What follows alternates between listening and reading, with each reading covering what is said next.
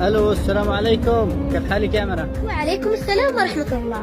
حيا يا عيوني. يا مرة اسمعي، كمان مسافر آخر الشهر إن شاء الله، جهزي نفسي. أمانة عليك. والله كلمك إن شاء الله آخر الشهر وأنا عندكم بالبيت. حيا بلاد الدنيا، لو تدري كم قد أنا فاقد لك. وأنا أكثر والله يا عيوني، يلا مع السلامة، دعواتي.